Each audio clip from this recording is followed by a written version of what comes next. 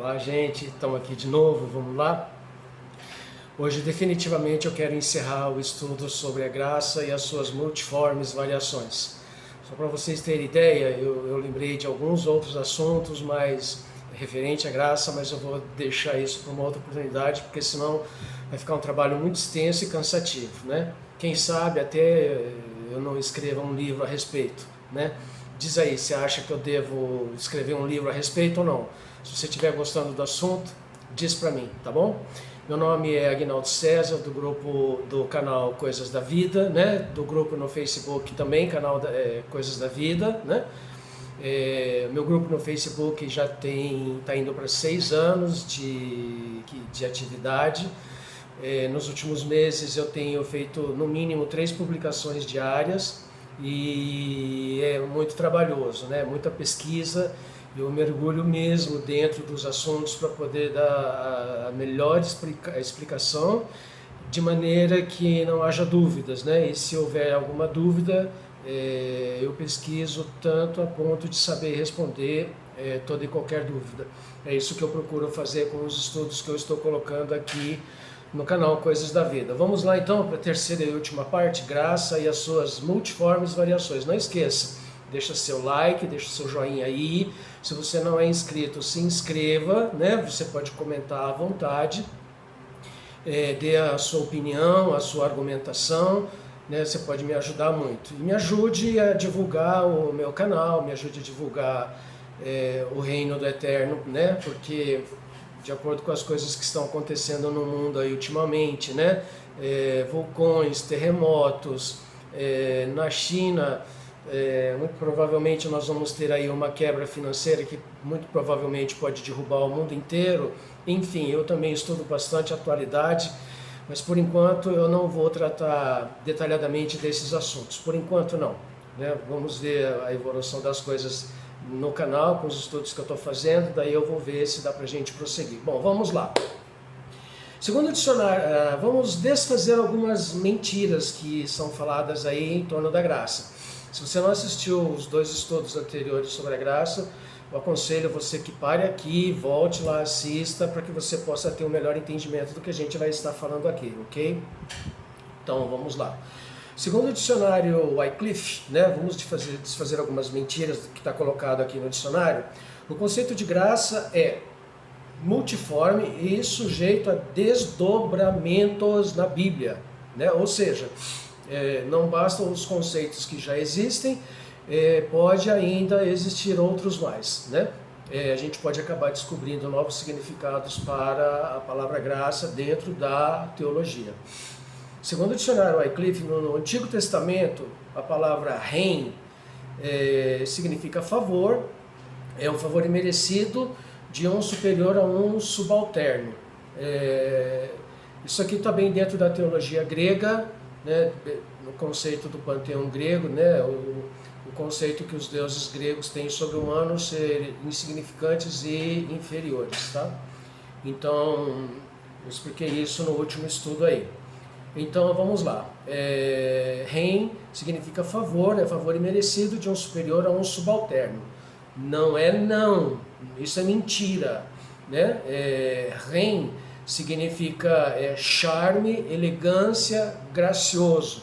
Gracioso no sentido de lidar com as pessoas, de saber ser agradável para as pessoas, né? No sentido de não ser rabugento, cri-cri, essas coisas. No caso de Deus e do homem, rein é demonstrado por meio de bênçãos temporais, embora também o seja por meio de bênçãos espirituais e livramentos, tanto no sentido físico quanto espiritual. Aí usam o argumento de 2 versículos que eu vou ler aqui para desfazer esse conceito, tá? Que também está errado. Jeremias 31:1 diz assim: neste tempo, né, diz o Eterno, eu serei o soberano de todas as tribos de Israel, e eles serão o meu amigo, o meu povo. Assim diz o Eterno, o povo que foi deixado da espada achou rein, achou regeneração no deserto, a saber, a Israel, a nação de Israel. quando eu for para suscitar-lhe descanso, que vai falar lá em Hebreus 4, ok? Continuando, Êxodo 33, 19, e ele disse, eu farei toda a minha boa bondade, né, passar diante de ti, e eu proclamarei o nome do Eterno perante ti. Eu mostrarei a bondade a quem eu quiser, e eu mostrarei Rahamim, que significa amor profundo, a quem eu quiser. Isso se trata da soberania, né, do Eterno. Ele é o eu sou, né? Ele é Shaddai, Todo-Poderoso. Então, recede, né, que vem da palavra Ren, né, significa benevolência. A firme benevolência expressada entre as pessoas que estão relacionadas e particularmente em aliança nas quais Deus entrou com o seu povo e nas quais a sua resede foi firmemente garantida, que é o conceito dado também pelo dicionário Wycliffe. E aí eles usam também dois argumentos da Bíblia, que diz assim, nas Escrituras Sagradas, segundo Samuel 7,15, mas minha Rahamim, né, meu amor profundo, não se retirará dele, como tomaia de Shaul, né, de Saul, a quem eu afastei antes de ti. Êxodo 20, versículo 6. Eu mostro Rahamim para milhares daqueles que me amam, né, e guardam os meus mitzvot, tá, os meus mandamentos. Só fazendo diferença entre mandamento e pronunciamento, quando as Escrituras Sagradas fazem referência a mandamento, ele está se referindo à Torá, ok? Especificamente a Torá.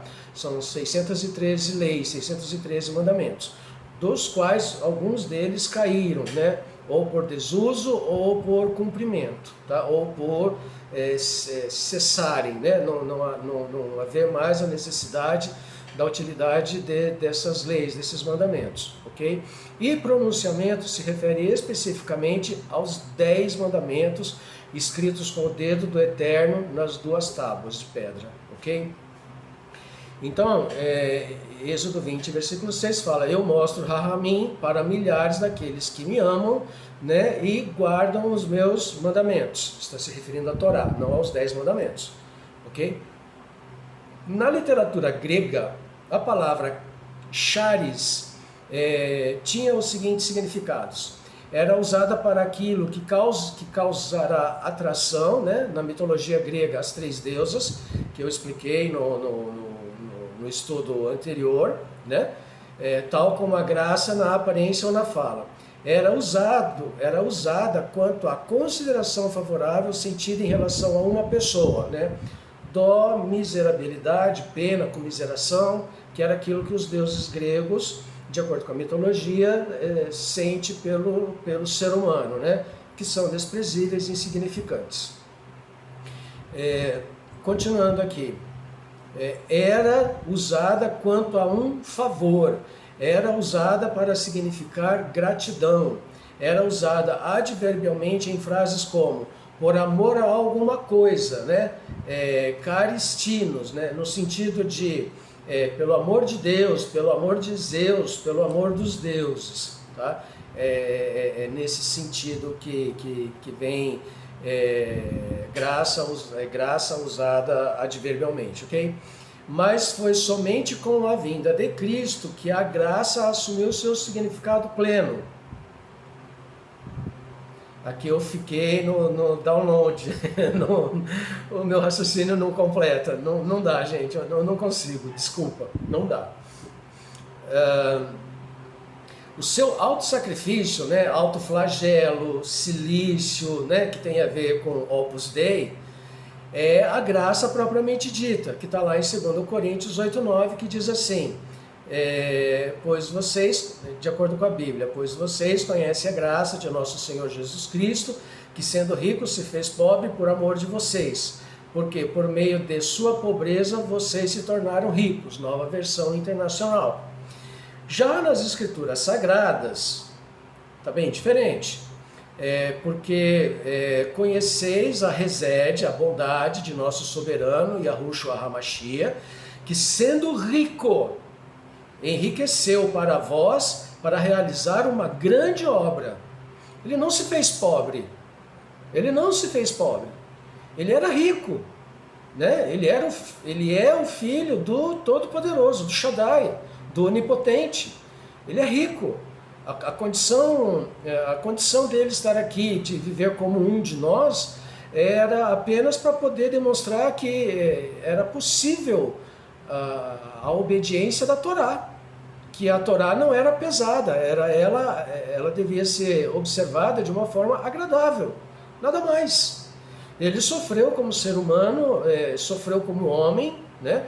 Existem muitas especulações, inclusive, sobre o Halachá, né? Sobre o tipo de vida que ele vivia, se era comum, por exemplo, Yahushua HaMashiach era rabino, porque para ser rabino precisava ser casado. E aí? Como é que faz? Ou ele alcançou a condição de rabino sem casar, abriu uma exceção para ele? Como é que faz isso? Então, gente, perceba, as escrituras não foram escritas de qualquer jeito, tá bom? Então, de acordo, mais uma vez, de acordo com as escrituras sagradas, 2 Coríntios 8:9, diz assim: porque conheceis a bondade de nosso soberano Yahushua HaMashiach, que sendo rico enriqueceu para vós, né? Tudo aquilo que sendo ele a Torá viva, ele transmitiu a plenitude do conhecimento da Torá, a plenitude do significado da Torá, né? Foi isso que ele fez. Então, ele sendo rico de conhecimento, ele sendo rico do Rahamim, do Eterno sobre ele transferiu isso para nós. Por exemplo, todas as vezes que você vê escrito dom, né, na Bíblia, corrija, por favor, para capacitação, né? Então, não é dom gratuito, é uma capacitação que o Eterno nos dá. É uma capacitação, nós somos ensinados, preparados, capacitados para viver de acordo com a vontade do Eterno, de acordo com a cultura que Ele deu para o povo escolhido. Ele nos dá essa capacidade, não é dom gratuito, né? Não é presente, nós vamos ver isso um pouquinho mais para frente. Perceba o conceito de pobreza com a mitologia grega, onde os deuses consideravam o ser humano miseráveis e insignificantes. Então precisaria haver um deus ou semideus, fruto da relação entre Deus e uma mulher, mitologia grega pura, né? E morrer pelos pobres. Mas ele teria que se fazer de pobre, de insignificante. Procuram fazer similaridade entre o Criador e o homem usando o desvio de atenção da palavra, enquanto que o que torna o homem semelhante ao Eterno é o conhecimento da palavra. Não é possível personificar o Mashiach em seu serviço de sacerdócio como um de nós. Ele é o sumo sacerdote, o suprassumo, né? O mais elevado que, o perfeito, o completo, a plenitude da Torá, ok? Então não dá para colocar pobreza, não dá para atribuir a qualidade de pobreza na pessoa do Mashiach. Não dá, gente, ok? Continuando. Ainda usando o dicionário Wycliffe. Essa graça é absolutamente gratuita. Romanos 6,14, 5,15-18, Efésios 1,7, Efésios 2,8-9. Eu não vou desdobrar todos esses versículos, porque senão a gente não vai terminar isso. Talvez eu escrevendo o livro, né, certamente eu vou fazer esses desdobramentos. Quando recebida pelo crente, ela governa a sua vida espiritual, compondo favor sobre favor. Ela capacita, fortalece, controla todas as fases da vida. Aí cita 2 Coríntios 8, 6, 7, Colossenses 4, 6, 2 Tessalonicenses 2, 16, 2 Timóteo 2, 1. Consequentemente, o cristão dá graças, né, e caris, e charis, dá graças a Deus pelas riquezas da graça em seu dom inefável, 2 Coríntios 9, 15. O apóstolo Paulo foi o principal instrumento humano para transmitir o pleno significado da graça em Cristo. Não foi o Mashiach que se mostrou como Torá viva foi o apóstolo Paulo. O Novo Testamento oferece a graça a todos, ao contrário do Antigo Testamento, né? Porque faz uma guerra, né? Dizendo que o Antigo Testamento era lei, era ferro e fogo, a lei, né? E agora no Novo Testamento é tudo paz e amizade, né? É tudo bondade, é tudo belezinha, né? Tudo oba-oba, vamos que vamos. O Novo Testamento oferece graça a todos, ao contrário do Antigo Testamento, que geralmente restringia a oferta da graça ao povo eleito de Deus, Israel. Gente, é o contrário, né? O povo escolhido desde Abraão, né? Desde Abraão até os dias de hoje, o povo escolhido sofre não, eles são beneficiados pela bondade e pelo amor profundo do Eterno, até os dias de hoje. Gente, imagina uma nação que viva há 4.000 anos, 4.000 anos de existência. Imagina uma nação que é capaz de lembrar do nome dos seus primeiros generais. Qual é a nação, por exemplo, qual é a nação hoje que vai lembrar dos seus primeiros generais de 4.000 anos atrás? Diz para mim. Então, assim, ao contrário do que está sendo narrado aqui, da mentira que está sendo contada aqui na Wycliffe, o benefício, a bondade, o amor do Eterno, o profundo amor do Eterno pelo seu povo escolhido, mesmo mediante a transgressão da lei que eles cometiam, por eles terem adorado outros deuses, desobedecido a Torá, o amor do Eterno sempre prevaleceu sobre eles. Dentro dos 10 pronunciamentos está a declaração do Rahamim, ok? Então, o Rahamim ele vai até 1000 gerações, né? Enquanto que o juízo, 4 gerações. Me explica, por que o Wycliffe está falando tudo isso, essa mentira toda? Ele com certeza, assim como outros muitos teólogos que eu estive analisando seus livros, seus dicionários, eles são antissemitas. Eles pregam contra o povo de Israel, alegando que o povo de Israel matou Jesus Cristo. E não foi o povo de Israel que matou. Foi uma facção de dentro do povo de Israel. É isso. O Novo Testamento oferece graças a todos, ao contrário do Antigo Testamento, que geralmente restringia a oferta da graça ao povo eleito de Deus, Israel. A graça, em sua mais completa definição, é o favor imerecido de Deus ao nos dar seu Filho, que oferece salvação a todos e dá àqueles que o recebem como Salvador pessoal uma graça acrescentada para esta vida e uma perseverança para o futuro.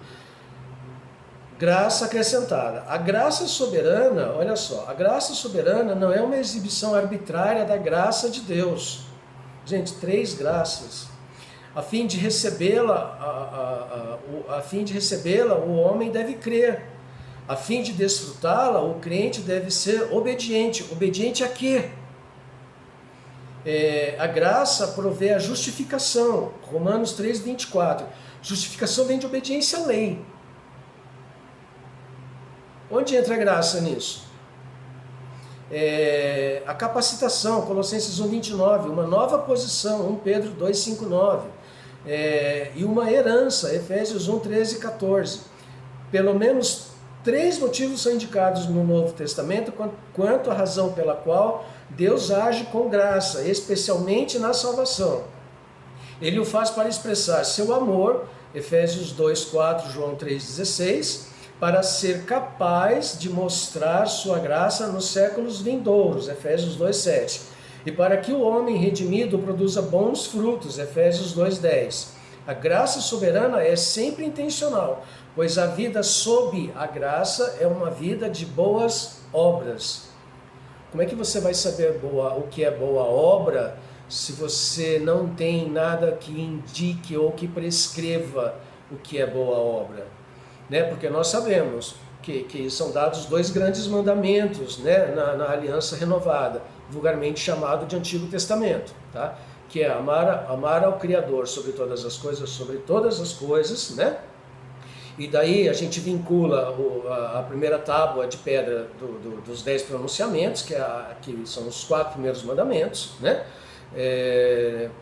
Não fazer mais de escultura, não adorar outros deuses, não dizer o nome do Eterno em vão e guardar o 4º mandamento, que é o 7º dia, que é o Shabat.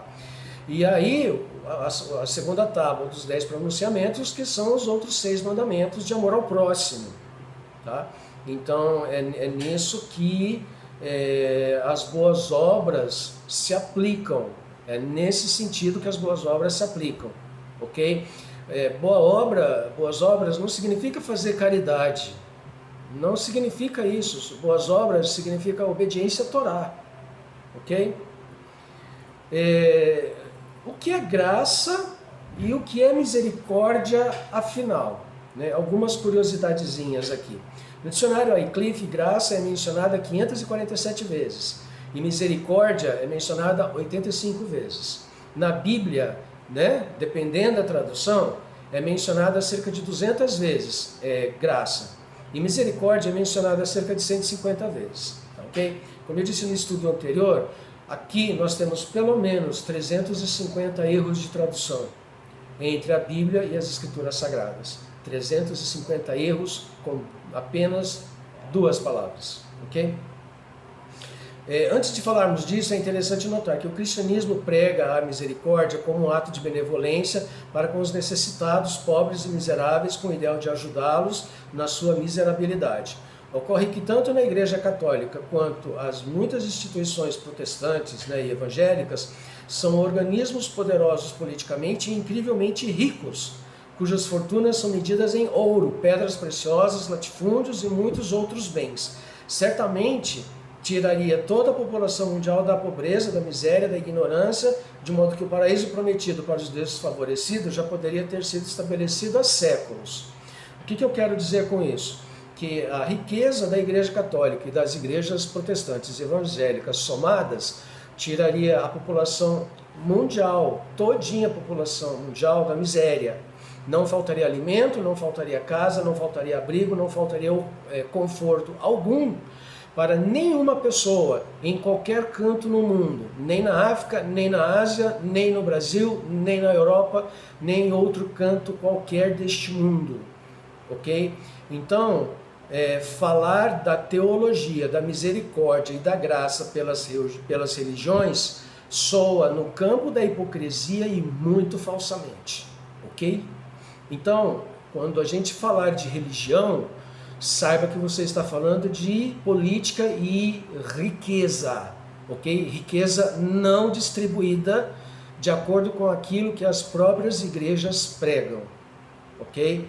Não preciso citar nomes, mas quantos... você tem ideia da riqueza do Vaticano? É o país que detém, é um dos países que detém a maior reserva de ouro do mundo, né?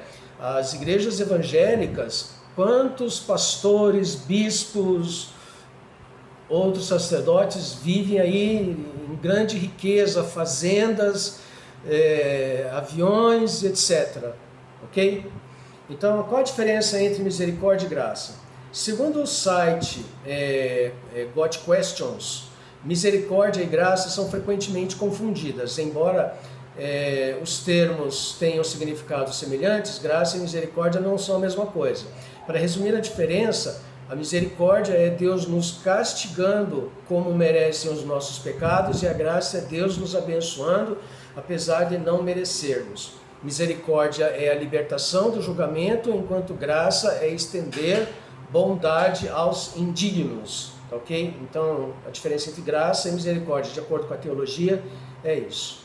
O erro fatal na interpretação dessas palavras está em tentar imaginar como é que o Eterno pensa sobre o ser humano. O ser humano não é julgado pela misericórdia e libertado ou lavado pela graça. Ou tampouco a graça e a misericórdia servem como um manto de proteção contra as penalidades em função das transgressões. Nem a graça nem a misericórdia, erroneamente, atribuídos ao Eterno, servem de antídotos contra a transgressão ou limpam, regeneram e purificam o pecador. Ninguém se torna alvo mais que a neve por aplicar a misericórdia e a graça de Deus. Essas ideias trazem o conceito de que o ser humano, em sua muita fraqueza, pode cometer muitas transgressões e que, por ser fraco, o Eterno o perdoa gratuitamente. Ou seja, é aquele conceito do amor apesar de, né? Apesar de eu ser fraco, tudo bem, estou perdoado, né? Posso continuar transgredindo a lei do Eterno. O sacrifício do Mashiach no madeiro perde a sua relevância por causa da graça e as suas multiformes variações, porque a graça é salvadora. Então, dizer simplesmente que pela graça sois salvos é anular a eficácia da palavra, anular a eficácia das escrituras sagradas, é anular a eficácia do próprio Mashiach, que é a Torá viva.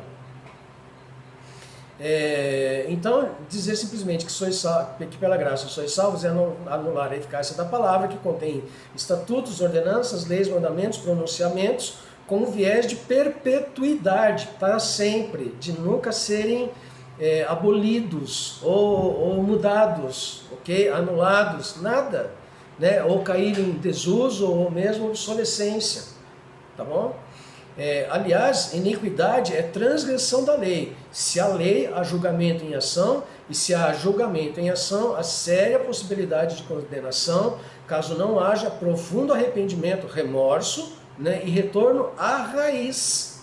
E se há justiça, há lei que a regulamenta. Se há justiça, existe uma lei que diz o que é justo e o que não é justo.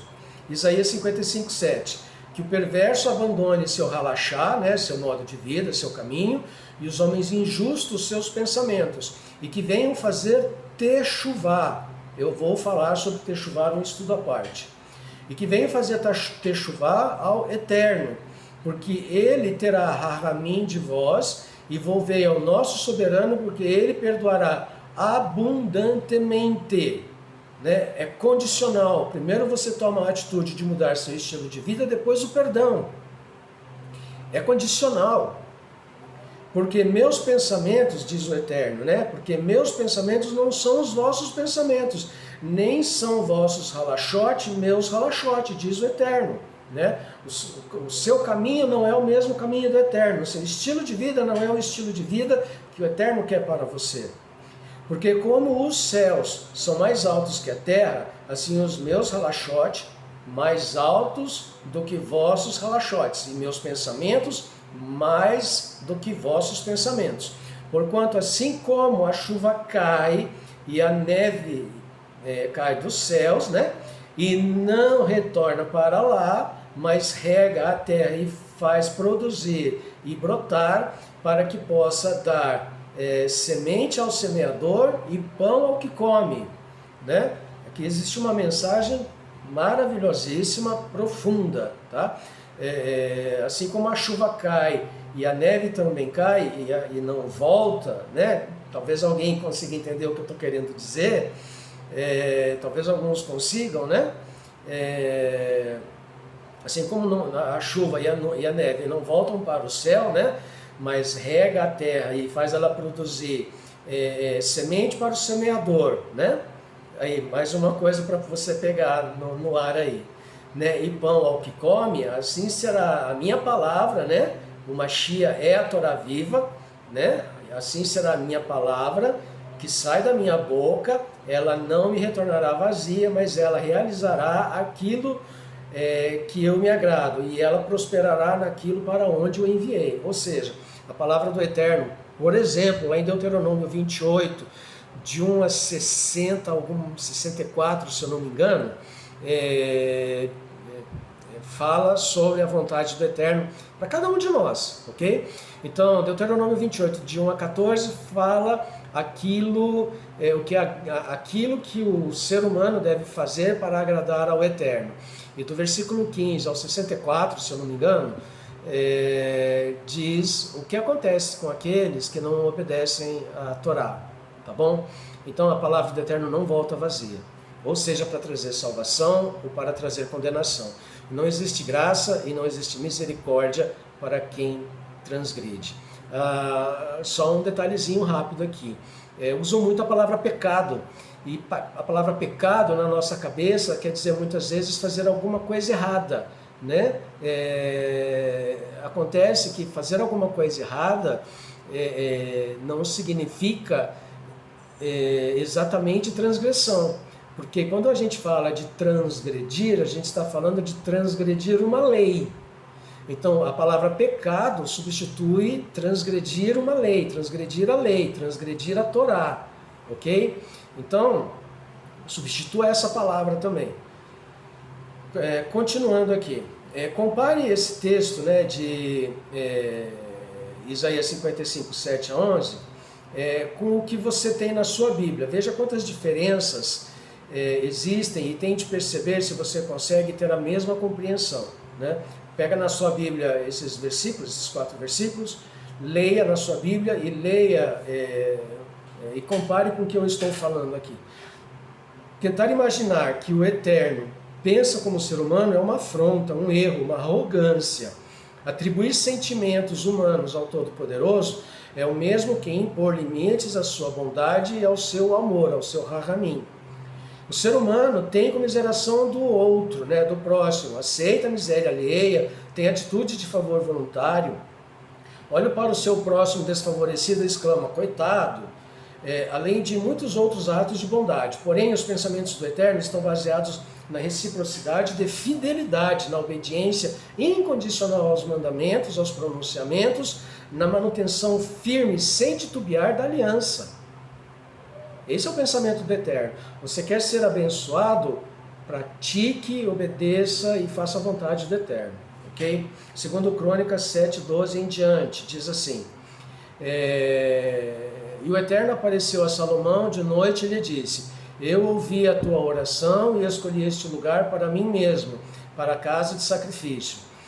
Se eu contiver os céus para que não haja chuva, ou se eu ordenar aos gafanhotos para que devorem a terra, ou se eu enviar a pestilência entre meu povo, se meu povo que é chamado pelo meu nome, qual nome? Se humilhar e fizer orações e buscar a minha face e fizer techuvá, que é voltar a praticar aquilo que está na Torá, né? E techuvá dos seus maus caminhos, então eu ouvirei dos céus e perdoarei as suas transgressões e sararei a sua terra. Prontamente meus olhos se abrirão, meus ouvidos estarão atentos à oração que tiver sido feita neste lugar, porquanto agora eu escolhi e separei esta casa para que meu nome esteja ali Leolam Vaed, perpetuamente, e os meus olhos e meu coração estejam ali Leolam Vaed, perpetuamente. Portanto, o relacionamento com o Eterno não é uma via de mão única, não está fundamentado em ter pena ou dó, em tratar o ser humano com mimos, apesar da sua quebra de aliança, né? Leia lá depois no João 2, 3 a 8. Não é assim que o Eterno pensa, ele não concorda e nem aceita a miséria humana. Antes ele quer ver o ser humano feliz e abençoado através do temor, do conhecimento e da obediência à sua palavra. Hebreus 10, 26. Porque se nós transgredimos voluntariamente depois de termos recebido o conhecimento da verdade, já não resta mais sacrifícios pelas transgressões. Não tem graça que baste, mas uma determinada antecipação pavorosa de juízo e do fogo que devorará os seus inimigos. Ok? Deuteronômio 28, de 15 em diante. João 4, 21. Yahushua disse-lhe, mulher, creia em mim, pois ora vem, quando nem neste monte, nem em Jerusalém, vós adorareis o Pai. Vós adorais o que não conheceis, nós conhecemos o que adoramos. Porque a salvação procede dos Yahudim, dos judeus, do conhecimento que eles têm da palavra. Eles são o povo da aliança.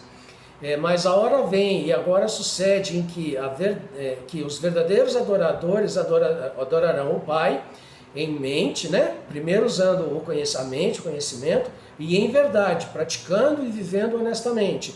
Pois o Pai procura os tais que o adorem, né? Com o conhecimento, né? E com a prática da verdade. Yahushua é a Torá viva e implica que os que o adorem devam adorá-lo em mente e em verdade, em conhecimento e em verdade. A mulher disse-lhe: eu sei que o Mashiach vem, quando ele vir, ele nos contará todas as coisas. Na verdade, ele já estava contando, né? 1 Coríntios 2,16. Porquanto, quem conheceu a mente do soberano, Yahuwah, a fim de que o possa dar lição da Torá? Mas nós temos a mente do Mashiach. Perceba e compreenda que tanto em 2 Crônicas 7, de 12 a 16, Hebreus 10, 26 e 27, João 4, 21 a 25 e 1 Coríntios 2, 16 estão tratando do mesmo assunto, salvação. Veja que em todos esses textos existe uma condicional para alcançar a salvação. Conhecimento da palavra, ter a mente do Mashiach, ter o estilo de vida, o Halachá, de acordo com o que o Eterno determinou para o seu povo no Monte Sinai. E o que dizer agora sobre aquela guerra que tanto fazem sobre a graça e a lei? Como ficamos? Estamos debaixo da graça e acima da lei? Né? Como é que faz? Eu cansei mesmo de ouvir falar, não, estamos debaixo da graça, não, estamos acima da lei. Gente, essa expressão acima da lei é papo de aqueles que podem fazer todas as coisas que o crime compensa, né? São aqueles que têm aquele direito parlamentar lá, estão isentos de serem condenados, independente do que façam, ok? Então, calma, né? Ninguém está acima da lei, tá bom? Na verdade, todos estamos sujeitos à lei, né? A lei, ela é acusadora, principalmente se você transgride. É para isso que ela serve para apontar o dedo, né? Ela é o caminho, tá? A lei é o caminho, ela mostra para você, olha, não faça isso, não faça aquilo, você deve fazer isso, você deve fazer aquilo, ok? Então, se você andar nesse caminho, né, que é o que os enviados, né, vulgarmente chamado de apóstolos, faziam e ensinavam. Eles andavam pelo caminho da Torá, ok? Eles conheceram a Torá viva, que é Yahushua HaMashiach, e eles andavam nesse caminho. Eles não pregavam outra coisa diferente disso, eles não anunciavam outra coisa diferente disso. Nem mesmo quanto à questão da circuncisão, que é um assunto que a gente também vai tratar a respeito, tá bom? Continuando. Segundo o site biblia.com.br, algumas pessoas, às vezes bem intencionadas, acreditam que a lei e a graça são aspectos da religião cristã que não se harmonizam. Elas dizem, Cristo aboliu a lei na cruz do Calvário, ou o Antigo Testamento corresponde ao período da lei e o Novo Testamento é a dispensação da graça, né? Dispensação da graça. Já ouviu essa conversa? Obviamente que todo mundo já ouviu. Essas pessoas colocam a lei e a graça no ringue de luta e antes de soar o gongo, dão a graça, a vitória por nocaute. O texto-chave para esse estudo para essa argumentação Efésios 2,8, de acordo com a Bíblia. Porque pela graça sois salvos mediante a fé, e isso não vem de vós, é dom de Deus, né? Não de obras, para que ninguém se glorie, pois somos feituras dele, criados em Cristo Jesus para boas obras, as quais Deus de antemão preparou para que andássemos nelas, né? De acordo com a Bíblia. Né? Isso não vem de vós, é dom de Deus, né? Não de obras, né? Quando se fala não de obras, na verdade, Paulo ele estava se referindo à lei de homens, porque muitos judeus, algumas facções de judeus acrescentaram à Torá muitas leis pesadas, leis de homens. Então ele estava anulando essa lei de homens, não a Torá, tá bom?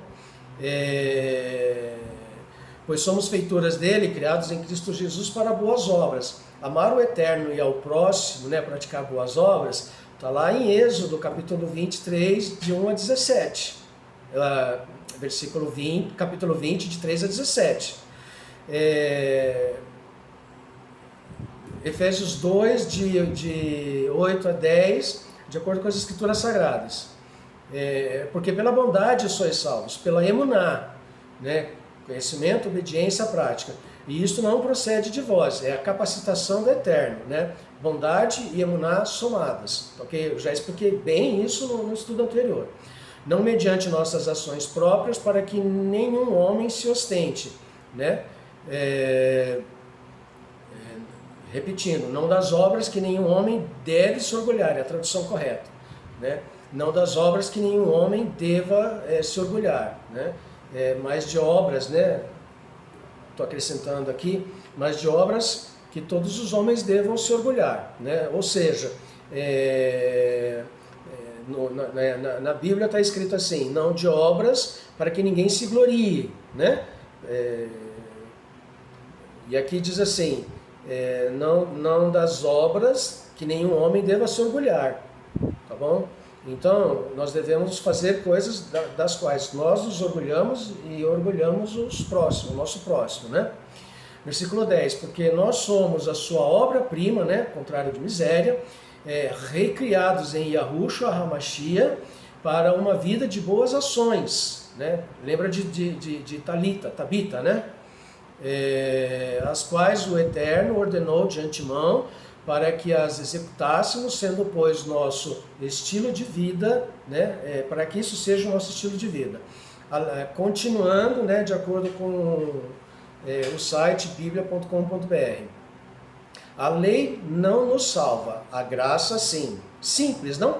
A lei não serve para salvar, né? Guardar os 10 mandamentos não fará uma pessoa herdar o reino de Deus. A salvação é obtida única e exclusivamente pela graça de Jesus, que é oferecida a nós. A graça é um dom de Deus. Um dom é um presente que você recebe sem merecer e não precisa pagar por ele. A graça é favor imerecido concedido aos pecadores. Pera aí. A graça é um presente ou é um favor imerecido? Que presente a gente merece. Favor imerecido não. Ué, que confusão é essa? Que bagunça é essa?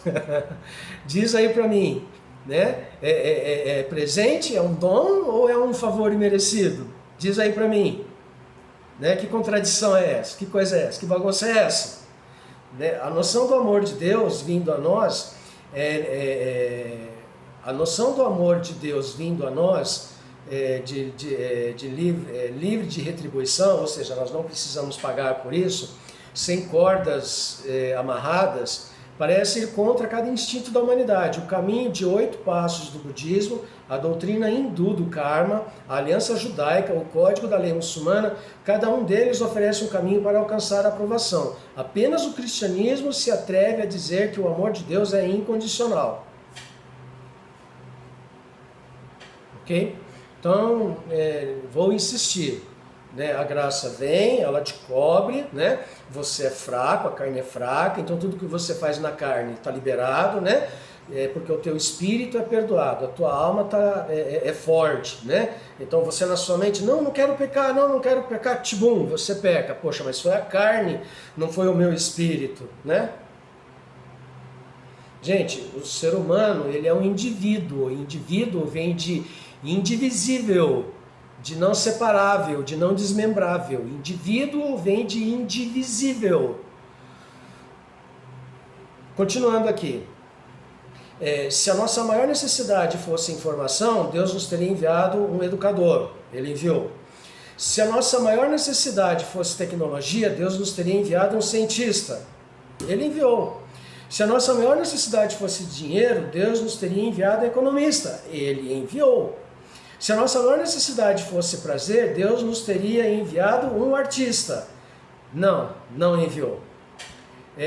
Se a nossa maior necessidade fosse conduta, Deus nos teria enviado um legislador. Ele enviou. Mas a nossa maior necessidade é o perdão. Então Deus nos enviou um Salvador. Sim, enviou um Salvador. Romanos 6:23. Pois o salário da transgressão, não do pecado, o salário da transgressão da lei é a morte. Enquanto você viver no erro, contrário à lei, contrário à Torá, teu destino é a morte. Mas a capacitação, não o dom, mas a capacitação do Eterno é a vida eterna, por meio de Yahushua HaMashiach, que é a Torá viva. né? Nosso soberano. Lembre-se, Gálatas 2:20, não devemos viver em transgressão, mas devemos viver de acordo com a Torá viva. Apenas Cristo, né? Voltando à argumentação do site, apenas Cristo pode nos salvar. Seu sacrifício foi todo suficiente para pagar a nossa dívida de pecado. Romanos 6:23. Mas e a lei? Se não serve para salvar, qual é o objetivo dela? Segundo o teólogo alemão Dietrich Bonhoeffer, a graça barata é a inimiga mortal de nossa igreja, né? Graça barata significa justificação do pecado e não do pecador. Lembra que justificação precisa de lei. A graça barata é a graça que nós dispensamos a nós próprios. A graça barata é a pregação do perdão sem arrependimento, é o batismo sem a disciplina de uma congregação, é a ceia do Senhor sem confissão dos pecados, é a absolvição sem confissão pessoal, né? Os católicos fazem as suas confissões ao padre. A graça barata é a graça sem discipulado, a graça sem cruz, a graça sem Jesus Cristo vivo encarnado. 2 Coríntios 5:17. Porque se algum homem está no Mashiach, na Torá viva, ele é uma criatura renovada, porque renovou a aliança. 1 João 2:3-8. As coisas velhas já passaram, né? O homem mau que transgredia, que vivia contra a Torá, né? As coisas velhas já passaram. Eis que todas as coisas se tornaram renovadas. João 15:5. Eu sou a videira, vós sois o netzarim. Netzarim são aqueles que acreditam em Yahushua HaMashiach. Né? Na Bíblia está escrito cristão. Não, os cristãos. A tradução correta é netzarim. Netzarim significa ramos, né? Netzarim são ramos, né? Então, Yahushua diz assim: eu sou a videira, vós sois os ramos da videira, filhos legítimos, tá ok? Descendentes das 12 tribos de Israel. Quem permanecer em mim e eu nele, o mesmo dará muito fruto, pois sem mim, sem a Torá viva, nada podeis fazer. Quando a videira foi plantada? Quando? Alguém sabe me dizer quando a videira foi plantada? Ela foi plantada lá no Monte Sinai, com a outorga da Torá, entregue a Moisés. Foi lá. Foi lá que nasceu a videira. Isso significa que não estamos mais debaixo da lei. Se a lei tivesse sido abolida, não haveria transgressão, João 3,4. E necessariamente não haveria condenação. E não havendo condenação, não há necessidade de graça. Sem lei não há graça. Uma pressupõe a outra. A graça, além de nos salvar da condenação da lei, habilita-nos a viver em harmonia com os preceitos celestiais, com o padrão divino. Ou seja, aqui está querendo dizer assim, que sai da Torá, que sai da lei, né, e vai para um patamar maior, né, mais elevado. Né? Não há contradição, mas uma interdependência entre lei e graça. Elas se harmonizam e se completam em suas funções. Como escreveu um autor evangélico, a graça não importa em liberdade para pecar, mas numa mudança de senhores e numa nova obediência e serviço. A graça não anula a santa lei de Deus, mas unicamente a falsa relação do homem para com ela. Bom, para encerrar aqui, ocorre que as escrituras sagradas se referem à lei e a mandamentos como sendo a própria Torá. Então toda vez que você ler a palavra mandamento e lei, né, aqui está se referindo especificamente à Torá, tá bom? Então todas as vezes que você lê na sua Bíblia lei e mandamento, substitua, entenda que está se falando das 613 leis da Torá, tá bom? E quando fala sobre as tábuas de pedra, refere-se especificamente aos 10 pronunciamentos. E agora me diga uma coisa, quais das igrejas cristãs guarda e obedece a Torá? Qual igreja cristã é fiel ao Mashiach, né, sendo que ele é a própria Torá viva? Diz para mim. Então, gente, são coisas para você pensar, tá bom? Eu procurei fazer um paralelo das duas palavras, misericórdia, na Bíblia, né, e misericórdia nas Escrituras Sagradas e os seus conceitos respectivos, tá? O conceito de misericórdia e graça é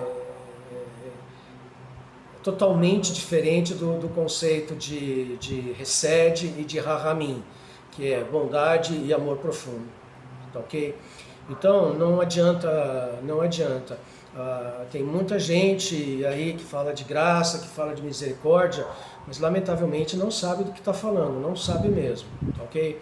Eu não encontrei ainda hoje alguém que defina graça e misericórdia do jeito que a gente acabou de definir aqui. Eu vejo muita gente de renome aí na internet, na sociedade cristã, usando graça e misericórdia, enaltecendo coisas que vêm do paganismo, tá bom? Que vêm até do ocultismo, tá bom? Então, tome cuidado. Ter o discernimento da palavra, como diz lá, né, nos famosos 9 dons do Espírito Santo, tá? Então, o discernimento da palavra é isso que a gente está fazendo aqui. A gente está discernindo a palavra, buscando o melhor e o mais apropriado conceito da palavra. Aquilo que o Eterno tem dado para o seu povo escolhido, tá bom? Então, gente, eu estou encerrando esse assunto, foram 3 vídeos, né, 3 vídeos longos. É um trabalho exaustivo, não no sentido de cansativo, mas da gente buscar exaustivamente todas as argumentações possíveis, né? Se tem alguma coisa que você queira acrescentar, acrescenta, eu estou aqui para ouvir. Sempre tenho dito que eu não sou absoluto, né? Que eu estou disposto a mudar desde que muito bem a fundamentação muito bem argumentada, né? Para que eu possa me convencer disso. Enfim, gente, é isso. Muito obrigado pela sua atenção. Eu já estou preparando novos estudos aí. Se você tiver sugestão para novos estudos, passe para mim, para eu poder estar desenvolvendo, tá ok? Então, Shalom, que a paz do Eterno esteja sobre você. Baruch Hashem.